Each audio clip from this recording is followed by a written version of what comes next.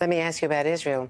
Hamas has now made another offer conveyed by Egypt to try to get the hostages out, not offering as many as the 40 that were originally on the table. So there have been reports that 33 were being offered, 33 hostages. They had said that they don't have 40. They're now demanding a Palestinian state in advance before releasing.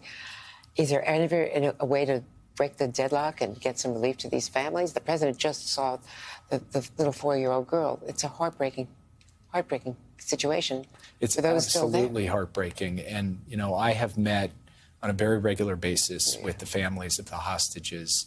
I try to see them every time they're in town, and I try to be straight with them. And when I think things are difficult, I tell them that. And when I think there's new possibilities opening, I tell them that. What are you telling them now? If you would ask me a week ago, I would have said I felt we were in a deadlock. Not that this was hopeless, because we will get this done, but that we were at a bit of an impasse. Today, I believe that there is a renewed effort underway involving Qatar and Egypt, as well as Israel, to try to find a way forward. Can I guarantee that will happen in the near term? I cannot. But do I think that there is new momentum, new life in these hostage talks? I believe there is. And it is our job to try to take that new life, push it forward, and get to an end game where every one of those hostages, including the American hostages, is home safe with their family. We, of course, saw our interview with Rachel Goldberg and her husband about Hersh after that video was released of Hersh Poland Goldberg missing part of his arm and his hand. Oh, again, you know, heartbreaking, terrifying. The U.S. has had that video for a number of days.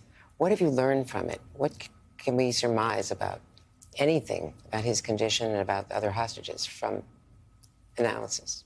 Well, I would start by saying that I have dealt with a lot of hostage families in my time as National Security Advisor. Hostages, American hostages being held in many countries. And I've never seen two people like John and Rachel, Hersh's parents, what they put into this, their heart, their soul, their brains, their entire being. And I can't imagine what they're going through seeing that video. It is true that we received a copy of that video at the beginning of this week. We immediately turned it over to the FBI Hostage Recovery Fusion Cell. Those are the experts who can examine these videos to try to learn about his health, to see if there's any indications of his whereabouts, and any other information we can glean. They are in the middle of doing that right now. That takes a little time, but whatever we learn from it, we will put to use to get him home. Tragically, an infant died. We reported, my colleague Rafa Sanchez, on it's not even a birth. They saved a baby from a mother killed in an airstrike, a pregnant mother. She was premature. And she lived for a little while. She was named, and that child died today. The medical facilities in Gaza are destroyed. People are suffering needlessly. Have you gotten any indication from Israel that they have finally given you a plan to shelter the 1.4 million people in Rafah? Because Israel says they're still going in to root out Hamas. So first, Andrea, too many innocent people have died in Gaza. The president has made that clear. He feels that deeply. Women, children, innocent people whose lives matter, whose lives need to be valued, including the young infant who died today. Second, we have made clear that our policy in Gaza will be determined by the steps Israel takes, both with respect to facilitating humanitarian assistance that can save lives and with respect to civilian protection as it conducts its operations. We have also made clear our absolute, deep and fundamental concern about a major military operation in Rafah, because we believe, first, it's where the aid is coming in. And if you cut that aid off, it makes it more difficult to feed and house people. Second, as you said, it's where more than 1 million people are sheltering because they've been progressively moved there as Israel has continued its campaign. And it's not clear to us that there can be a credible plan for where they go to have shelter, housing, medicine, and all the things that they need. So we continue to express our concerns publicly and privately to the Israeli government. I have dealt with them directly on this issue, and we will continue to do that. I don't want to get into the details of sensitive diplomatic conversations. I would just say the U.S. position on this issue remains clear, and Israel understands where we are coming from.